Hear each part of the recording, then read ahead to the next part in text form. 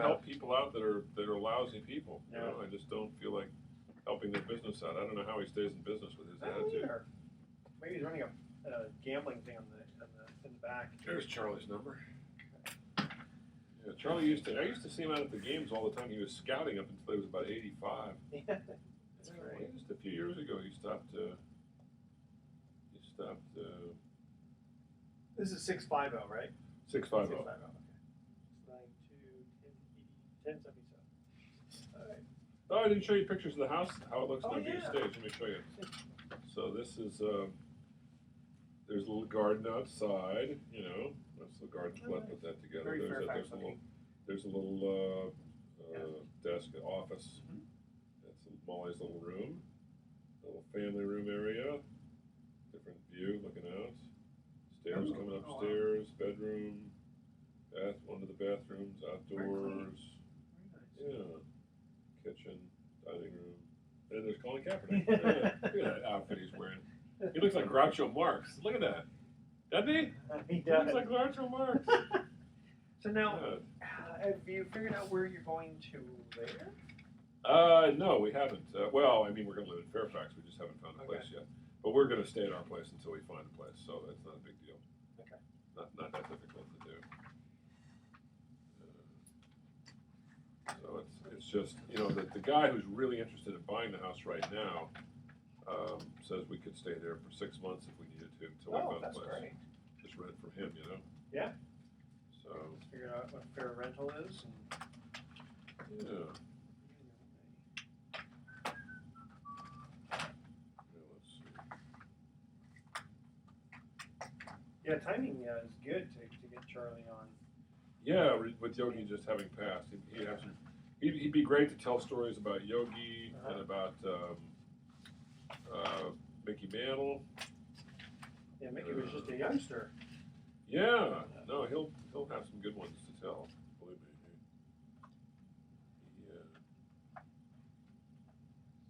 I do not understand this. I keep getting all these friend requests from all these beautiful young women. Why? Really? Is that right? Why did they be interested in me? You know?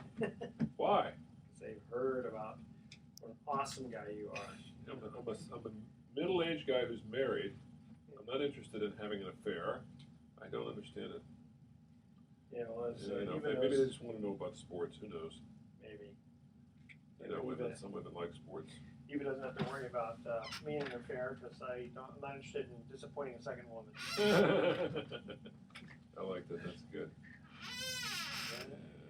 Squeaky chair again. Charlie's from San Francisco. Yeah, I was reading about that. Yeah, he is. All right, we're gonna get him on the line now. Yeah, we could go a little early if you want. It's 2:22. I'm sure he'd be fine. He's just hanging out. Actually, you know what? Since it's a little early, tell you, why don't we do our 2-minute thing? Yeah, that sounds good. Sounds good. What do you think about Pope Francis deifying Father Sarah? That's kind of controversial. Yeah, I don't know enough really about Je ne sais Sarah. You know, you just hear stories about. Yeah, there's lots of things about him. Yeah, I honestly. I'm not a big fan of the Catholic religion. No, I'm not. Never have been. Definitely not. Never have been. There's lots of good reasons why you haven't been. Yeah. Although I think JFK made a decent president. Yeah, he wasn't too serious. He wasn't too serious about his religion, though. Some of these guys. That's true. Yeah. All right. Next, we got to get a Jewish president in. That'll be it. Well, Bernie Sanders. That's true. Plus, he's gay too, isn't he? No, that's. Does Bernie have a wife? Well, I don't know enough about Bernie. I don't think who's he's the got other a wife. guy? Barney Frank. Oh, Barney Frank. He's retired. Yeah. He's gotten up there. He's retired. Was he a congressman? Yeah. Congressman. That's right. He was quite a character. Yeah. I like those headphones. You know, I just got these because my other one's broke. Yeah. And, how's Eva doing, right? Yeah, still looking for work. It's just, it's more. I know the feeling when you're middle-aged. It's hard to get work. I get my little part-time jobs. Clint says, "Can't you get more?" And I said, "Well, if I get more, I'll lose my Social Security." So it's a push, I can either take my Social Security or take the work. It's not an exact change. It's like 2 for 1. No, it's like, I made like $35,000 last year from KGO, and I was able to take home about 20,000 Social Security. So now this year, my KGO will go down considerably, but my Social Security will go up. So it's a push. Yeah, it doesn't really make much difference. All right, let us get. Oh, actually, we're going to start our 2-minute thing here. Yeah, let's just regular. Oh, okay, sure. All right. I saw Vernon the other day, by the way. Oh, did you? Yeah, at the game. He was doing pretty well. Good. All right. Okay. You ready? Yeah. Welcome to Sports Econ 101. You know our show. It's where we discuss sports topics from a business perspective. I'm your host, Edward Brown, along with my co-host, Bruce McGowan, longtime sports radio personality. Which, by the way, I've talked to some people, and I said, yeah, my co-host is Bruce McGowan. They go, yeah, I know that voice. Where do I know that from? It's funny about radio. You do hear voices that are very distinctive. Then you hear some that sound kind of nondescript, and you don't know where they come from. But some people have unusual. Oh, man, Howard Cosell had a voice that everybody could recognize. Yeah. Howard Cosell speaking of sports. I gotta tell you a Howard Cosell story sometime. It's funny. Okay, no, Yeah, definitely want to do that. Yeah. Now, today's show is going to be really cool because of our guest who's going to come on in the next segment. Bruce, who's our guest? Well, we got a fellow who played in the major leagues for 10 years, and during that time, he was only a backup player. He only batted about 490 times in 10 years. Why would we be talking to somebody like this? Well, because he backed up Yogi Berra, who just happens to be, in my mind, the best catcher of all time, if not the best, right up there with Johnny Bench. Yeah. And, Yogi died recently at 90. This fellow's 90. He's from the Bay Area. His name's Charlie Silvera. Just a great guy, a great storyteller, and he's also a former scout up until recently with scouting. So we've known him for many years at the press box, and we look forward to having him on talking about Yogi and those great Yankee teams. Excellent. Okay, and in each commercial break, we're going to ask another trivia question, as we always do. And this theme is baseball, since we're going to have Charlie on. Baseball. Baseball. Baseball. Yes. A great American pastime. Baseball. Yeah. That ball has been very, very good to me. Yeah, that's right. And, Who said that? Who said that, by the way? Chico Escuela, wasn't it? Or father or somebody on. Father Guido Sarducci? Yeah, that's it. Okay. I think that's One it. of those guys. Okay, and we're going to be giving away a vacation to Where? To the Lighthouse Resort Marina. Where is that? That's in Isleton, California. It's in the Delta. Oh, okay, which is Kinda kind of east of the Bay Area. Yes. Okay. Yeah. And those vacations are free. Their only request is a $75 cleaning fee to cover the housekeeping expenses. Check them out at lighthouseresortandmarina.com. And this segment of Sports Econ 101 is sponsored by Pacific Private Money, providing mortgage investments that are currently yielding 8% or more, secured by real estate. Doesn't get any more conservative than that. Check them out at pacificprivatemoney.com. Stay tuned. Don't go anywhere. Sports Econ 101 will be right back. All right. Get the old Charlie stir on the phone. Yes. What a beautiful day. I thought it was weird. I left Fairfax, it was 70 degrees. I got to the beach, it was 70 degrees. No change in the weather. So, and then I got out of the water, it was 70 degrees. As soon as I got to the Waldo Tunnel, it was 85 degrees, and it stayed off that way all the way up to here. It usually goes from about 80 to about 90 by, say, Corte Madera, and then 95 to here. But there was no change between Sausalito and here. It was 80 degrees, 85 degrees. I had a party to go to in Oakland, so I took the motorcycle. Oh, nice. Yesterday? Yeah. And so, there's no such thing as queue traffic with a motorcycle. No, you just live in and around. And, Except to get a little free. I'd never seen so many trucks, though. Oh. There must have been 100 trucks out there. And going between two semis, that got a little bit freaky. Yeah, it's a little dicey sometimes, yeah. But it was fun. That's fun. My in-laws, they're big Porsche people. They go to all these Porsche events down in Laguna Seca.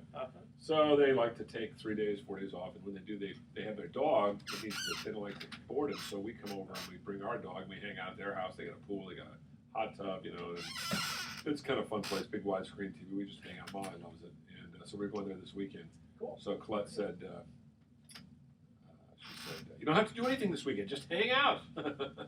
I said, well, I'm going to go see Barry Zito and Tim Hudson Saturday. I am not going to miss that. That is not going to be something I want to miss.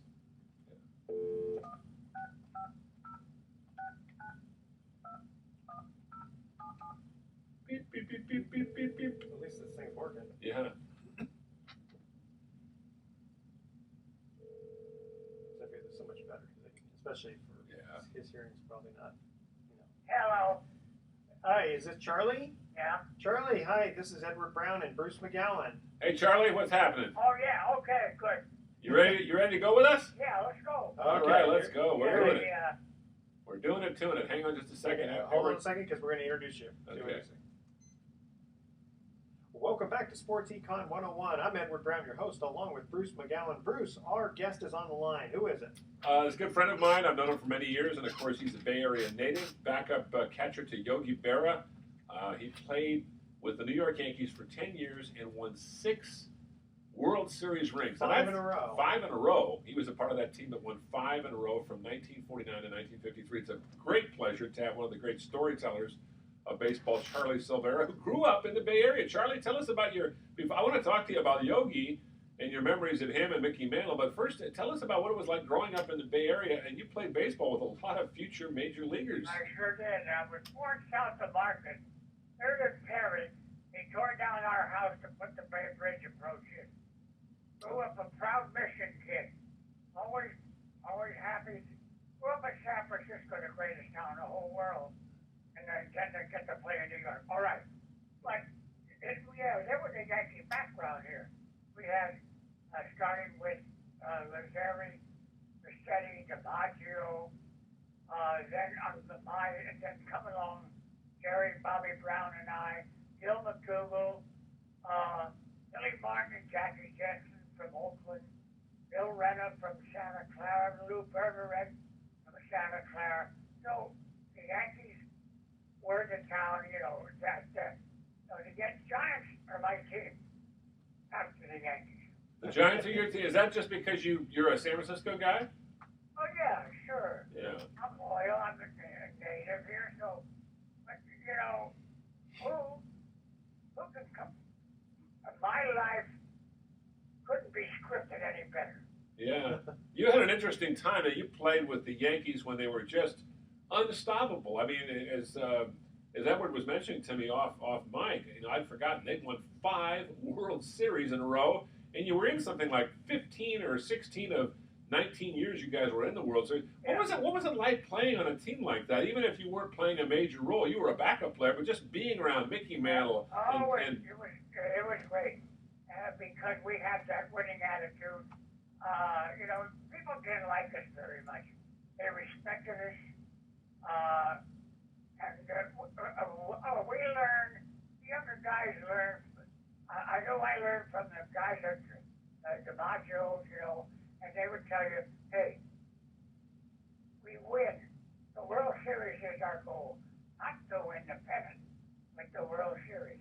And as the young kids came in, the older guys, and I would be one to tell them, hey, let's go after it.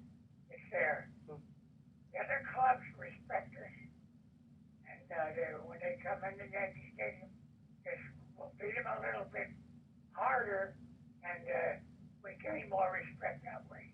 Well, Charlie, I wanted to ask you that, being a backup catcher to Yogi, how did you feel about that from the standpoint of not getting to play as much? Well, it wasn't too bad after the first couple of years, because here Yogi's playing double headers and all, and that was it. And in those days, if the Yankees traded you, you went to a second division club. You went to the St. Louis Browns, the Washington Senators, or got traded out of the league. Or Kansas City, something like that, yeah. So you had to realize where you were. Well, you only got to bat about maybe 40 or 50 times a year, so you didn't really get to play that much. But hanging around Yogi, I mean, he must have been, the thing about Yogi Berra, people, and those that don't know, Yogi passed away just recently at the age of 90. The thing about Yogi was he's always credited with these crazy sayings like, like baseball is 90% mental and 50% physical, or crazy things like that. Yeah, well, he would say a few things like that. But let me tell you, he was one of the smartest people I figured. I've ever met. Yeah. I knew that a lot of that stuff had to be made up. It wasn't because of being No. That was just, what I was telling earlier that Yogi never had much schoolhouse. He went to the 9th grade, and then he had to go to work at a shoe factory. But he was so smart, he knew everything. Yeah, he make 5 into 20. I got to go back before we talk more about the Yankees. I got to go back. Charlie played baseball at a time when he was a kid, growing up in high school, and then during the summers they used to have leagues. They don't have these kind of things anymore. No. Where they'd have all sorts of leagues, and every little town in the Bay Area would have its own team. And Charlie told me a story once. He said, I came over and played in your hometown, which I grew up in Tiburon. And I said, that's right, there was a team that played there. I remember that. And Charlie was talking about how you were playing baseball, and there was a railroad train out there, out in left field or something, and the boxcars and the swamp. It sounds like something out of the 19th century, Charlie. What's going on there? There was always a group there. Sundays there was always the playgrounds were full. Yeah. That's what I started playing when I was 10 years old at CYO in Mission Dolores, and I never stopped playing until the day I got married. You guys didn't play video games? Oh, my God. and with your smartphones and all that? What do you think you guys would have done if you'd seen a smartphone, Charlie? You probably would have thought you were in some kind of science fiction. Throw it up and hit it like a baseball. Didn't happen. Yeah. Well, what was it like playing with Yogi? Now, you backed him up. He was a terrific. I mean, obviously, he was the backbone. He was the brains behind the Yankees because he was the catcher. You guys hung out a lot together. You were very good friends. He and I were good buddies. Yeah. I mean, because we were married about the same time, and when we went back to New York to stay in '49, I had been married previously October, and Yogi had been married in January. So we hit it off right away. Stayed in the Bronx. We were together all the time. And of course, Yogi, having been here for a couple of years, he opened a lot of doors, and everybody knew Yogi. And we'd walk into a restaurant. I just see you, Mr. Berra, and you didn't have to pay any tab. Wow, that's kind of nice to hang out with a celebrity like that, and some of that washes off on you a little bit, and because of it, you stayed. I get the feeling because of your association with the Yankees, you stayed around baseball so long because it must have been such a wonderful thing. I mean, you were scouting up until just recently. That's right, I scouted until this year. Wow, that's great. That is great. Till the age of 90, Charlie was scouting baseball. Now, did you travel much the last few years? Coleman and I broke in 42. Wow. And we roomed together in 42. We signed right out of high school. Well, I got a question for you. Why are you retired? I'm not crazy. Well, why aren't you still scouting? You got all that baseball knowledge. It's just a little cumbersome to take my walker into the ballpark. Yeah, last time I saw Charlie, he was just getting into that walker, and I thought, well, we all get old, but Charlie's been just moving along pretty well. And 91 in October 13th. Wow. Bobby Brown will be 91 October 25th. Well, and the sad thing is, I know for you is by the way, yeah. The Yankees called this morning, and Yogi's people wanted me to come back. They wanted to pay my way back to the funeral. The funeral's at 10 o'clock in New York. When's that going to be? Clear. This weekend? No, I'm not going to make it. Oh, Charlie, I thought you were going to say they needed a backup catcher. You'd be so good if you could get there and tell some stories, because I know you'd have some stories to tell about Yogi. I'll never be able to say too much about Yogi Berra. Yeah. It was just, we got along. It was in a picture that John said. But just a pleasure to be there. We saw more movies. He and I and Joe Collins, my roommate. I roomed Yogi on and off for years, But Joe Collins was my main roommate. And we hung out together.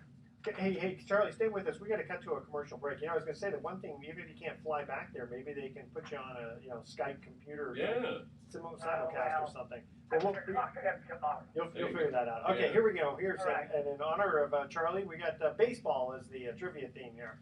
All right, Major League Baseball's first All-Star game that was played indoors occurred in 1968 at the Astrodome in Houston. What was unique about this game that the National League won? All right. I got that one. You know that one? Oh, yeah, okay, stay with us. The Best of Investing will be right back with our special guest. Best of Investment. I'm sorry, it's towards Econ. That's your other show. He does two shows, Charlie. So he's a business guy and a sports guy, so he gets a confused. All right, Sports Econ. It's okay. It's Thursday. It's a long week. Stay with us. We'll be right back. You know, I did that once before too. That's okay. I do crazy things like that. How you doing, Charlie? Yeah. Good. Do you know what game? Do you know what was unique about that game? That Which game? Well, he talked about that was the question. The '68 game, 1968 All-Star game. It was played indoors. They played indoors. Played at the Astrodome, and you know what was unique about that game was only one run was scored, and it scored on a bases-loaded walk by Willie Mays. Oh, okay. And because of that, Willie Mays was named the MVP of the game. How about that? Yeah. He got a single and then he walked. So I remember it because I remember that year I had my dad, as a birthday gift, gave me Sunday season tickets, upper stand reserve. I remember that the whole ticket for 20 games, including 2 doubleheaders, was $35 Okay. for 20 games. Yeah. You know, and that was in 1968. Okay, fellas, hope you got enough. Oh, My voice is failing. Are you starting to go, Charlie? Yeah, Can I you? think so. But anyway, thanks for calling. Okay. All right. Thanks, Charlie. No problem, Charlie. Giants are on tonight to go Giants. There you go. Okay. All Thank right. you. All right. You know, and thank you for remembering me. Oh, they Absolutely. always saw good And, to talk to you. you know, I'm here. Anytime, give me a call. I will, Okay, Charlie. Thank you, Charlie. To oblige. All Okay. right, thanks. Good luck. Okay. Bye-bye. Yeah, I can tell his voice was starting to go there. Yeah. That's okay. It was fun. Yeah. Just one segment. I Yeah. I would like to have him tell a few stories, but I Yeah. could tell his voice was kind of, you know, it's old people. My dad had the same thing happen towards the end. It was like, We're getting that now. you getting that now? You're starting to talk that way? It's just, Now, you know, it's funny. I have not had my voice. My voice has gotten a little, you know, it sounds a little older than it used to. I get a little scratchy, but I know how to. John Miller has one of those voices that never ages. Oh, that's great. Yeah, Vin Scully. Yeah. To the Harvey King. That's because he takes it easy. He doesn't push too hard. Yeah. Hold on, Good. line drive base hit. In comes Tommy. In comes Maury. Here comes Willie, and the Dodgers lead 8-5. As Big Frank Howard just hit one out in the right center field. For the Washington Senators. Oh yeah, I they like traded Washington. him to the Washington Senators, and they got Claude Osteen and Phil Ortega for him. Traded him Frank and Howard Tim played McMillan. for the Dodgers. Is that what you're saying? He played for the Dodgers? He played for the Dodgers Oh. until '64. Oh. 64 and 63, 64 I think it was, and then he was traded to the, they needed pitching, they wanted more pitching, and Osteen was their third pitcher. So between Koufax, Drysdale, and Osteen, 65, 66, they, you know, pretty much had the best team in the National League. Then he gets traded to the Dumpers. And I can't remember where he went after the Washington Senators. I don't know. The only game I ever saw at Fenway Park, 1967, the year they won the championship, my dad's 25th college reunion back there at Harvard, and he took us to a day game against the Senators, and Frank had 2 over the Green Monster that day. Yeah, I mean, he was a beast. Oh, Beast. I got to know him a little bit as a coach. Real nice guy. And he died a few years ago. Oh, did he? And he was only like 72. A big guy. He's like 6'7", about 240, 250. Just built like a Ted Closuzzi. Yeah. Oh, bigger than Ted though. Yeah. Big dude. I mean, he had this huge arms, huge upper body. Hey, how you doing? He come up and go bang, back on their backs like. Frank, you know, we're not all 6'7", 250 here, buddy boy. It reminds me, Mike Morris is almost like that a little bit. Mike Morris. Matt Morris. No. The guy who used to play with the Giants who went to Miami. You know, went to Miami, now he's playing with Washington. That's Matt Moore. Or that's not Matt Moore. Mike Morris. Mike Morris. I think he said Morris. Yeah, he is a big guy. Yeah, definitely. Had a terrible year this year. Yeah. Terrible. Yeah. He was injured most of the year. Yeah, I was watching the Giants last night. I thought, that's it. They're done. Oh, yeah. They were done anyway, but that was definitely the final. They were done May 1st. Yeah, too many injuries. Yeah, let's see. Okay, so we'll, kind of give the question here. Anything specific you wanted to? Yeah, we just, mosey around. Oh, yeah, I got a couple of little. Yeah, silly lots things. of fun. Okay. I can tell you a Yogi Berra story. Okay. Yeah. Here we go. Well, welcome back to Sports Econ 101. Edward Brown here along with Bruce. Now, unfortunately, Charlie's voice was starting to go. Yeah. And he needed to say goodbye. Yeah. So, well, great to. well, I was going to say. But before you do, let's get to the question. Here. Sure. First trivia question was, Major League Baseball's first All-Star game that was played indoors occurred in 1968 at the Astrodome in Houston. What was unique about this game that the National League won? Well, the National League won at 1-0. That was the year of the pitcher. And after that year, they lowered the mound and raised and lowered the strike zone so they could get more hitting in the game. There was only one 300 hitter in the American League that year. That was Yastrzemski. That's right. That's right. So, 68, American League lost to the National League at the Astrodome, 1-0. And the only run scored on a bases-loaded walk to Willie Mays, who had led off with a single. And Willie was dutifully named the MVP for getting that single and scoring that run. I think there were 4 hits for the National League and maybe 5 for the American League. It was ridiculous. Low scoring game. You know, you have.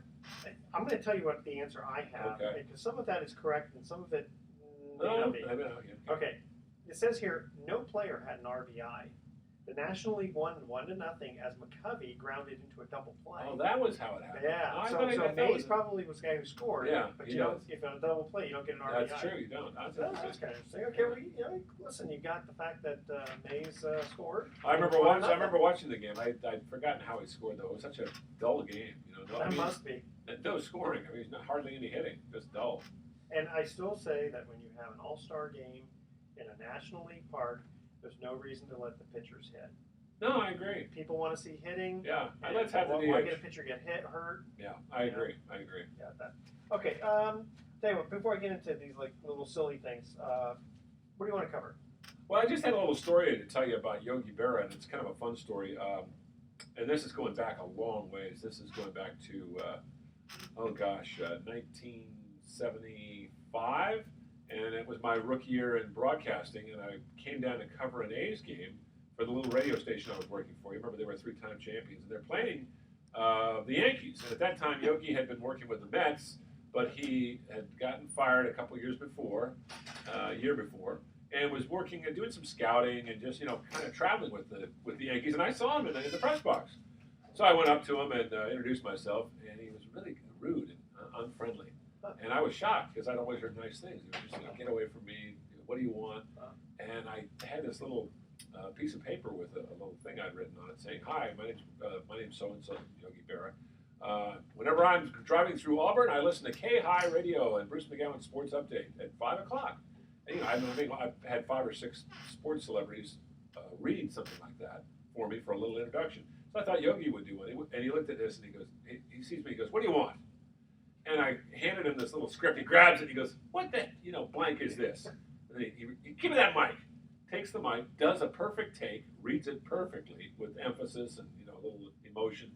Then he does the second one just to make sure the first one wasn't so bad. Then he throws the mic at me, balls up the little piece of paper, throws it on the ground. "Now get the blank out of here. You bug me." And then I'm walking away, and I'm feeling kind of like giddy at one time, and sort of, what's going on? And he says, "Hey kid." I turn around, he's got a big smile on his face. "I'm just messing with you." And that was Yogi. He came over, had me come over and shake his hand. He was actually just a sweetheart. It was all just a game. He just wanted to have some fun with me because I was a big doofus kid, the big hayseed from the sticks. So I didn't take it personally, but I was kind of, oh my God, one of my heroes, my boyhood heroes is chewing me out. And the same thing happened when I met Willie Mays the first time.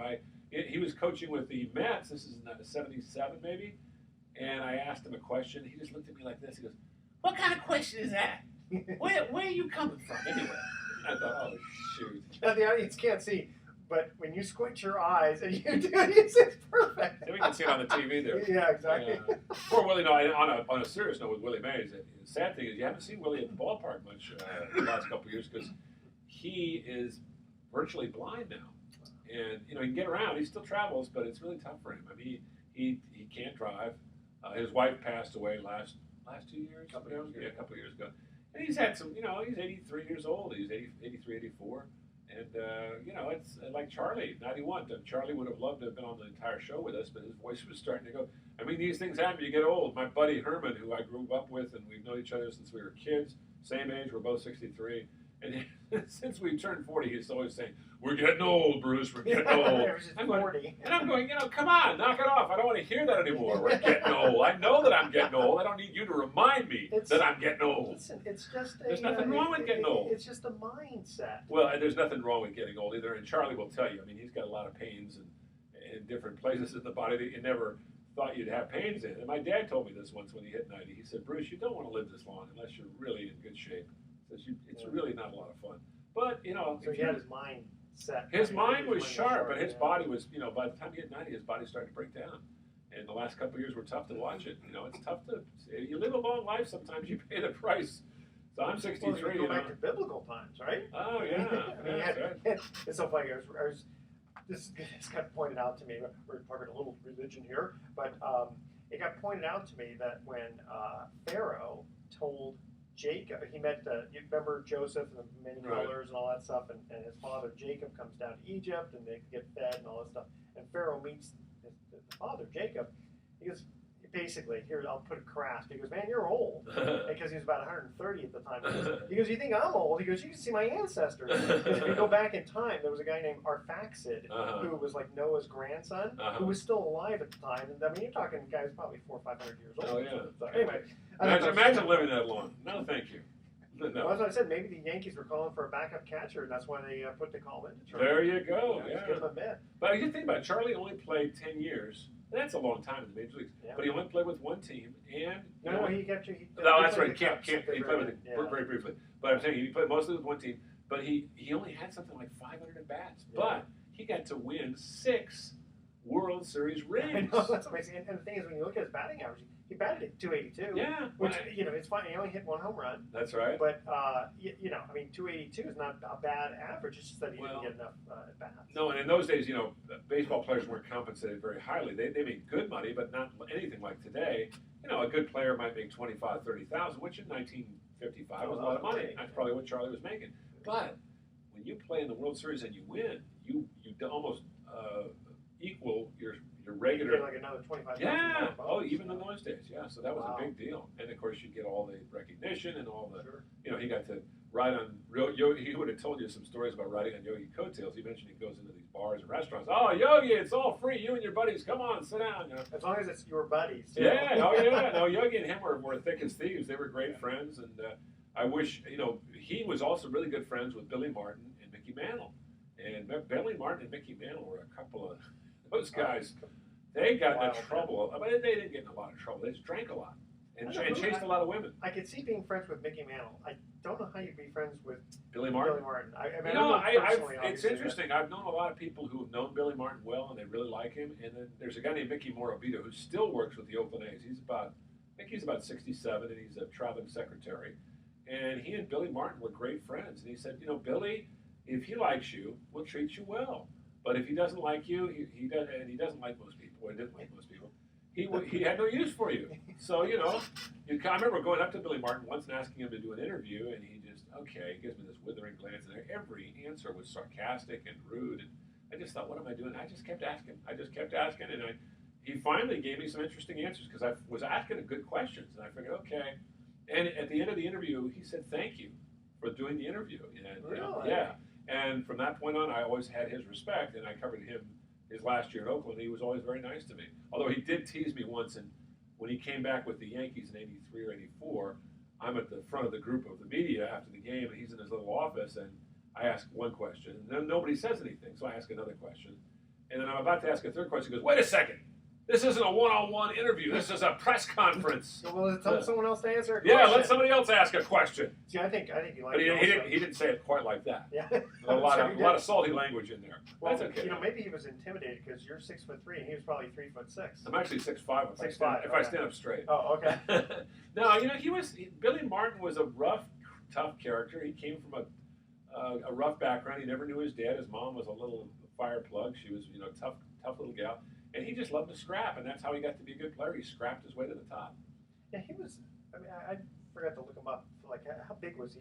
About 5'8", about 155 pounds. He's not a big guy, but you would not want to get in a fight with Billy. Billy would always throw that famous sucker punch. You remember the story about the marshmallow salesman, right? No. Well, Billy used to get in fights, especially when he was a manager, and in those days, prior to the 1970s. When he was playing in the 60s and the 50s and in the 40s, the media kind of overlooked that stuff. By the 70s, the media wasn't overlooking it. And he used to get into he'd be sitting in a bar somewhere, and somebody would naturally try to bait him into a fight, and he would fight the guy. And there was this big, fat marshmallow salesman that came up to him in Reno, and he said, I'm the king of the marshmallows.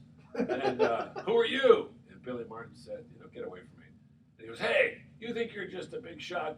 I'm king of the marshmallows. I'm the top marshmallow salesman in the state of Nevada. And Billy says, well, whoop do you know what? And did he know it was Billy Martin at the time? oh yeah, Oh, he was yeah. just trying to bait him to a fight. Gotcha. And he takes a swipe at Billy. Billy, was drunk, but Billy had enough sense to move out of the way. And Billy just popped him, boom, boom, boom, in the face and knocked him out cold.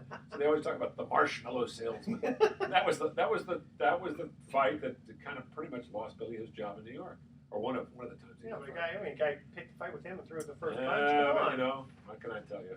Billy Martin. Billy Martin, yeah, he died on like Christmas. Christmas Day, 1989. His buddy was driving. They were both drunk. They'd been drinking all afternoon, and they drove off the road. He broke his neck. He was only 64, maybe. Yeah, I remember that. Yeah. All right, well, we're going to go to our second trivia question here. Which American League team went to their first 5 World Series and won them all? Whoa. The first email with the correct answer is going to win that free 3-day, 2-night stay at the Lighthouse Resort.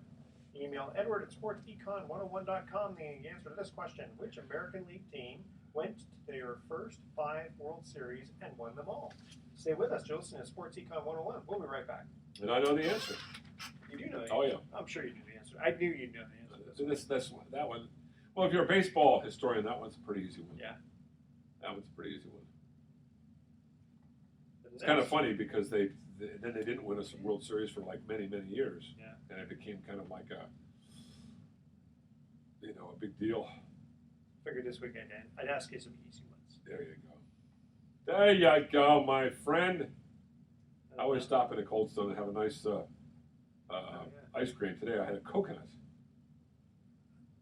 Just a Coconut ice cream. It was very coconut good. ice cream. Yeah, very good. You know, I like gelato. Gelato's good. Oh, Yeah. and you know what's funny? Even though I've been to Italy, the best gelato I had was at Boca Pizzeria, in the Nordstrom's Really? Village. Really? So yeah, because Boca Pizzeria. it's the chocolate chip stracciatella they call it, right? Mm. But it's the chocolate kind, not the vanilla. But it's not too rich. It's phenomenal. I got to take Molly and Colette out to dinner tonight in Terra Linda somewhere. I'm just decided we got either Ping's, like Mexican food, or a pizza place. I always like to go to one of those 3 places. I gave you one of those Thai ones, didn't I? I don't remember. Maybe you did. I don't know if I used it. They both love Thai food. Okay. Yeah. Where's the Thai restaurant? The In San Francisco? Bangkok Thai? Down in, Oh yeah. Maybe you did. did. I don't remember. Maybe you did. I don't Well, remember. maybe you did. I don't think I did, but I've been doing so many things lately. Brain is not working properly, but that's not unusual. You know, I take stuff for that. Sometimes you don't. Sometimes, yeah, brain food. Alrighty. All right. Is this our last segment? This Last is our one. major one. Yeah, And then we got there a we short. go. Yeah. Welcome back to Sports Econ 101. Again, I'm Edward Brown, your host, along with Bruce McGowan. Second trivia question. Which American League team went to their first 5 World Series and won them all? That would be the Boston Red Sox. That would be the Boston Red Sox. Yeah, interesting story about that. They were the first dominant American League team in the teens, and then after 1917, they didn't win again until 2000 and what was it, 2004? Yeah. Can you imagine that? You could have lived your entire lifetime. Some people did. Some people did. Some Red Sox fans never saw him win. Remember, there's a great story about a guy who was born the year they won their last one and died the year they won their This is 2004. 2004, and he got to watch it on TV before he died. Well, that's Great cool. story with his kids. Oh, that's and he was cool. a huge Red Sox fan, and I bet you there are a few people that were like that back in New England. My God, he must have hated the '86 season. And the I was 67 in season. Boston. I was in New England during the '86 Mets Red Sox series with a Mets fan. We were up doing some hiking. We went to a bar in this little town near Mount Washington in New Hampshire to watch Game 6, and everybody, of course, was rooting for the Red Sox. This was in New England. My buddy, of course, was not. Yeah, not me. I was a He was a Mets fan. Yeah. I was rooting for. I like the Red Sox. I do, but I was a bigger Met fan. But yeah. So anyway, when the Mets come back and win that game in incredible fashion, I mean the ground ball that goes through Buckner's legs, and everybody in that bar is cursing and throwing bottles. I mean, they had to call the cops in. Wow. And my buddy he was so ecstatic. He was a huge Mets fan. He fell to his knees and went, yeah. And I had to literally protect him from 2 guys who wanted to beat him up. And then 2 days later, we're in a little town called Portsmouth, Rhode Island. in this little funky little bar. I remember there were 8 guys, and they were all really forlorn, middle-aged guys, and we're getting ready to watch the game. And they were getting ready to watch the game. We asked if we could watch it. The bartender said sure. So we watched the game, and the Red Sox were ahead 3-0. And all these guys were so fatalistic. They're going to lose. Yeah. They're going to lose. I think the Red Sox. They're going to lose. Yeah. They're going to lose. And when they came back and did lose, they didn't even react. They just said, "We told you. Yeah. We told you." And my friend tried to not rub in the salt too much into the wounds because he knew by then Red Sox Nation was just devastating. Yeah. That was the worst. It's the same thing with when the Giants lost Oh, to the Angels. I was there, and I was sitting in the booth with Mike Krukow and Dwayne Kuiper, the Giant announcers, and Krukow was exultant like the last couple of innings. We're only 10 outs away. We're only 9 outs away. He'd be whispering, and I was sitting a few feet away from because it was a big broadcast area, so there was room for all of us. Yeah. And then when we got to 7 outs after the 3-run homer by not Darren Erstedt, who hit it. It was Scott Spies who hit it off of Felix Rodriguez. All of a sudden it's 5-3. He looks over at me and says, "Don't say another blinking word." But again, when we got into Game 7, we just all sort of looked. Well, and they took the lead in Game 7 too. They had a 1-0 lead, and I thought, "Oh boy, here we go." No. Good. Now the guy that killed him was Garrett Anderson, 3-run double. That was the ball game off of Levon Hernandez. And the Giant fans had to live with that one for another 8 years until they won the World Series. Now we've won 3 of the last 5, so which is great, but I'm still upset about 2002. Yeah, I am too. Well, I cut to cover that. I'm still upset about 1962. 1962. That's too far away. I was 10 years old when that happened. I remember that. The Yankees and Yogi Berra beat the. We should mention Yogi Berra, by the way. We had Charlie Silvera on earlier talking about Yogi Berra. And Edward, when you think about Yogi Berra, 18 years in the big league, 16 years his team went to the World Series. 10 times they won it. Nobody's won as many rings. Yeah. He played with DiMaggio and Mantle and Whitey Ford. I mean, you think of the guys he played with. I mean, it's just an amazing story. And obviously a very, had a good bad ball hitter. I mean, little guy, but he could hit the ball the other way. Kind of built like 368 home runs. 368. In fact, I was looking it up when Charlie was on that. One of the coaches was Bill Dickey. Yeah, that's right. So you're going back to the 27 Yankee. Yeah, you've got some great players. I mean, he rubbed shoulders with them all, and he was just a great ambassador for the game. And all his little malaprops, I think they were partly, just who he was because he wasn't real well spoken, but partly just for fun. He was the guy that made you laugh. When I read about him dying, I didn't shed a tear only because I thought, Yogi, that's a life. What's the expression? A life well lived. Yeah. So you have to feel good for him. Well, yeah, 90 years old. 90 years, that's a lot. He had a car. Yeah. Like when Billy, of course, Billy wasn't as Billy loved, Murray, but still, if he would have died that way. Yeah. Some of these guys in car accidents or plane accidents or something. That's terrible. But he died at home with his family. I mean, that's the way my dad went in '93. And that's how you want to go. If you're lucky, we don't get to choose, though, do we? Yeah. No, you don't get to choose. So if you're lucky, you get to die in your own bed with your family around you, as Yogi did. So if Charlie goes back to New York and goes into a restaurant, does he still get free food? That's a good question. I don't know. Knowing Charlie, he'd probably just, "Hey, I'm Charlie Silvera. What do you think? What do you say? Throw me a bone, would you?" Charlie has such a great sense of humor. That's pretty cool though to be. I'm sure that he could appreciate Yogi's talents. Oh God. So it's like. There's a reason I'm a backup catcher. I'm a good catcher, but this guy's a great catcher. Well, and in those days, players didn't move around as much. There wasn't free agency. Trades were made. But usually, if you were a backup player, you might get traded a few times. But I think Charlie endeared himself to the Yankees hierarchy, and they realized also that if Yogi got hurt, he was a pretty good insurance policy. Which happened.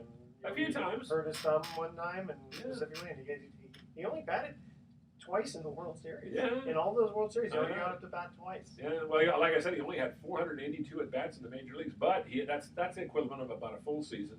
And he hit I think his average was about 280. Yeah. Not bad. Yeah. With one home run. You got the one home run. So he was a power hitter. It's like Dwayne Kuiper. I always tease Dwayne Kuiper, one of the Giant announcers, who was a very good infielder with the Cleveland Indians in the 70s and with Giants briefly in the 80s.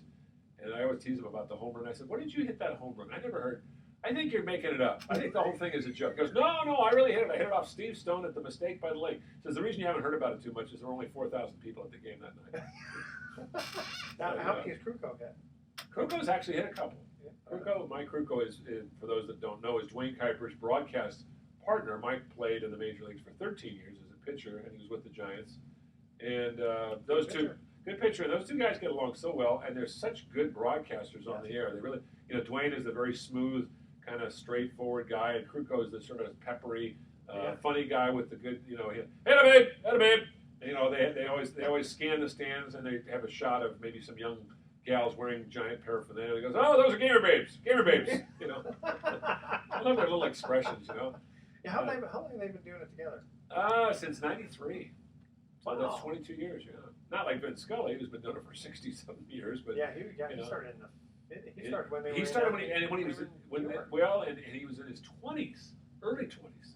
So now Vin is like 87, so he's been doing it for 66 years. Okay, so you got to give it. The audience hasn't heard your Vin Scully impression. 2-2 to Harvey Keene. 1 strike away. Sandy Koufax into his windup. Here it comes. Swung on and missed. A perfect game. On the scoreboard in right field here at Dodger Stadium, it's the Dodgers 3, the Cubs nothing, and Sandy Koufax, the only pitcher to throw 4 no-hit, no-run games. He has done it 4 straight times, and now in his 4th no-hitter, he made it a perfect game. And Sandy Koufax, whose name will always remind you of strikeouts, did it with a flourish. He struck out the last 6 consecutive batters. Very good. Now, see, that's pretty good to do it for that long. Like when I can do Mel Allen, all I can do is this week in baseball. Baseball. That's about it. How about that? Yeah, that's right. How about That is going. That is gone. Home run. New York Yankees. Now, I know for a few people, the few people out there who have never heard your Howard Cosell. Howard Cosell, speaking of sports, baseball being light years ahead. What are you doing to me? I was right in the middle of talking about something very serious, and on my headphone I was interrupted by a King commercial. I don't have these problems in television. Are you gonna put me back on, or am I gonna have to call the president of the radio network? Now, as I remember, Howard was an attorney. Yes, he was. He was an attorney. How did he act as an agent? And then No, he just it's an interesting story. He got into sports sort of as an accident, and he always loved boxing. That was his big thing, and later got into the other sports, but boxing was his sort of bailiwick. And Howard, could have been a very good lawyer, but he, decided he didn't want to do it. And he had an opportunity. He had a friend who gave him a chance to do a sports commentary, and that morphed into other things. And he was in New York. If you do pretty well and you're distinctive in New York, you can go a long way. Yeah. So he did very well. Very, very brilliant guy. Very brilliant guy. Very egotistical. Yeah. But another guy I got to know slightly, and it treated me really nicely. I guess because I was a likable, easygoing kid. Nobody doesn't like you. Well, I try to be a nice guy. My wife always says, you're a pain in the you-know-where, but you're a nice guy. That's why I stick with you. But you're a pain in the rear. We were getting ready to move, and I have all this stuff in my storage down there upstairs. It's all, Sports Illustrated and old records and, baseball interviews and, old newspapers. Are you going to get rid of that stuff? No, that's valuable. When are you going to read it again? I don't know, but I'm going to keep it. So I had to go through it piecemeal, and I threw half of it away.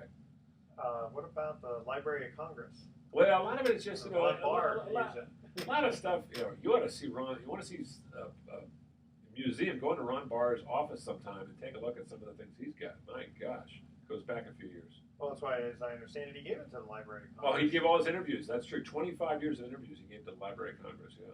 Wow. I don't think anybody else had the interviews that Ron had. He had quite a collection. Well, we'll have to do that on Sports Econ 101. There you go. We're in our 4th year, aren't we? Yeah, Is this the 4th year or 3rd year? Third year. But we had Bob St. Clair on, and then that's right. within a few months he passed on. Yeah, Bob St. Clair. For those that don't know, Bob St. Clair was a great NFL player in the 1950s, early 60s with the 49ers. One of the biggest men to play in the game, 6'8", about 250 pounds, and he used to eat raw meat, and that was no joke, but they made a big deal about it. They said, he must be an animal. He just loved raw meat, and actually raw meat is better for you than cooked meat. It's got more vitamins, and it doesn't have any impurities. Yeah, but that's how you get salmonella. Well, as long as you, as long as it's fresh. Make sure it's just fresh. Don't be eating. When I was a kid, don't eat cows on dead on. You know what I used to do when I was a kid? My mom would be ready to. She'd be making some hamburgers or something, and the hamburger would be sitting out there, and I'd take a little bite of it. Before it was raw. I liked the taste of it. Well, isn't steak tartare? Yeah. Basically raw. Yeah, that was Bob St. Clair's favorite dish, steak tartare. That was it. But he wouldn't eat sushi. He wasn't a sushi guy. My wife she's been dragging me to sushi places lately. Now my daughter puts a slather of wasabi on it. I didn't know what it was. Oh, I love that. She goes, try some of this. I go, oh, that looks interesting. It smells good. I put it in my mouth. My mouth is like burning. My daughter's laughing. What off? Jeez. Oh, I love that wasabi, but every once in a while it kind of gives you a little cardiac arrest. You got your breath on. Yeah, I looked at my daughter. I said, "Give me some tea now, please." Cold tea. Cold tea. I wonder if Bob ate raw chicken. He did. He actually did.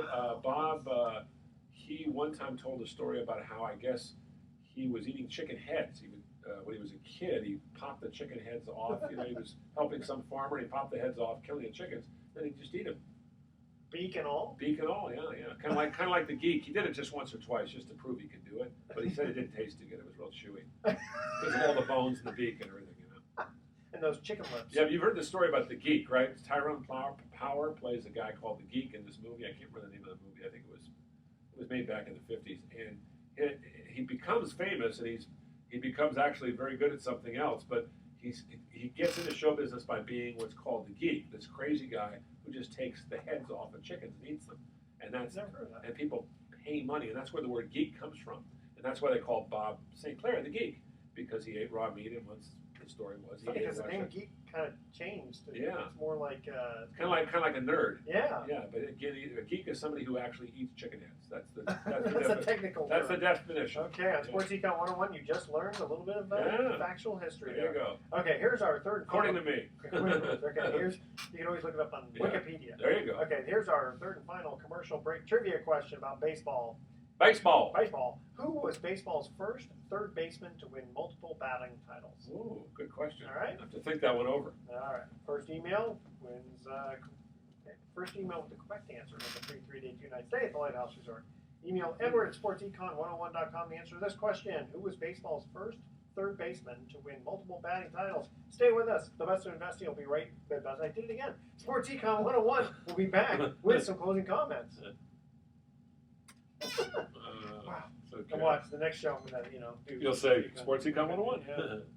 Because you got your next show coming up right after this, right? Yeah. I mean, I like doing it this way because it's Yeah, just, get it, crank them both out. Yeah. And you get into that energy role. Exactly. So you have you're kind of hyper and energetic and Says I use all my creative. energy for this one, Yeah.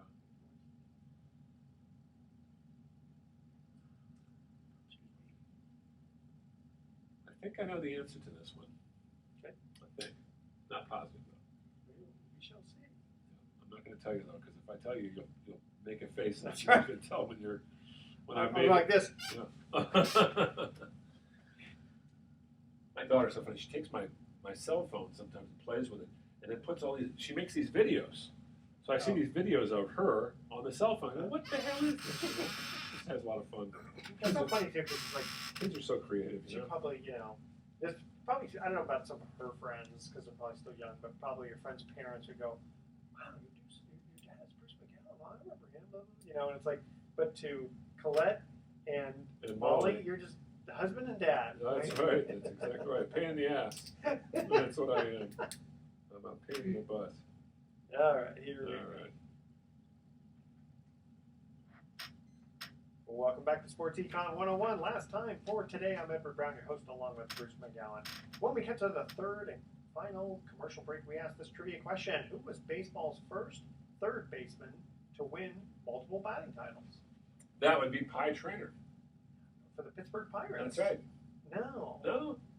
Bill Madlock. Bill Madlock. Bill It Madlock. wasn't until then. No. Isn't that Wow. amazing? Wow. And I always thought Bill Madlock was a second baseman. That's because he played second base with the Giants. When he Oh, was that's with, right. Yeah. And I then he went. And then he went. third baseman for the Pirates. And then he went. Yeah. Then he went back to Pittsburgh. Yeah. Well, at least you had the right team. Yeah. And it's interesting about Bill Madlock. Great player with the Cubs. Traded him for the Giants for Bobby Mercer, Oh. the Giant outfitter who was brought to San Francisco for Bobby Bonds. And then Bill was only here 2 years, and then they traded him to Pittsburgh, Yeah. and they got Ed Whitson for him, which was not a good trade. Really. No. Ed Whitson was an okay pitcher, but Bill Madlock got to play in the World Series with We Are Family. Oh, that's right. 1979. Yeah. Yeah, there you go. Okay, here's our thoughts for the day.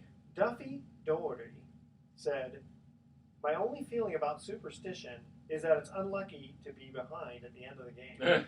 It's probably pretty smart. That is pretty smart. And you gotta love Gary Lyon when he said, "And Farmer has now scored 19 goals, exactly double the number he scored last season." Well, there you go. I love That's pretty Can you good. get credited for half a goal? Yeah, I guess so. Why not? Maybe you can. I kind of get the feeling you can. Yeah, That's why they have maybe this so. like this. Yeah. All right. So 30 seconds. Anything you want to say? Just that I'm looking forward to the end of the baseball season. I think the teams that are going to be playing in the postseason pretty well set.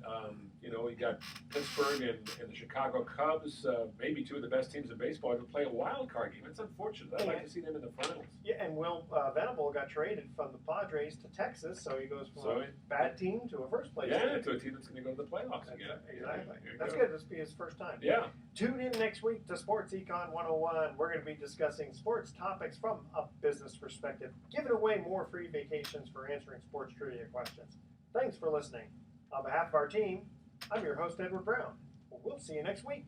Good night, America. So long. Sorry about that. Somebody started calling me right in the middle of your show. Oh, no, I didn't bring it. I can just see who it was.